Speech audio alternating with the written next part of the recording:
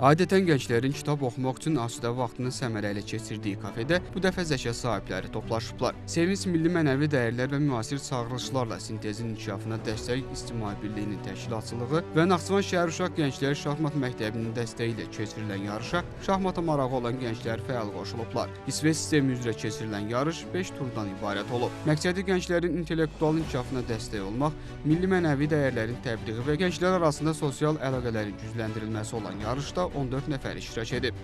Xoş təsadüf ki, bu turnirdə iştirak eləyərək mən də mükafatlananlar sırasındayam. Belə yarışların təşkil olunması və gənclərin intellekt səviyyəsinin get-gedə artırılması ilə nəticələnən hər hansı bir turnirdə iştirak etmək məncə hər bir gəncin borcudur.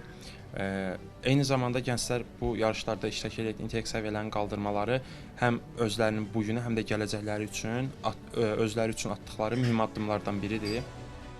Sonda qalib gələn zəka sahiblərinə hədiyyələr təqdim olunub. Bu tərzdə olan yarışlar biz gənclərin intellektual səviyyəsini artırmaqla əlavə olaraq həm də ki, bizim əylənməyimiz və boş vaxtların səmərəli keçirilməsi üçün çox düzgün bir seçimdir. Əli Məmmədov, Arzu Sadiqov, NTV Xəbər.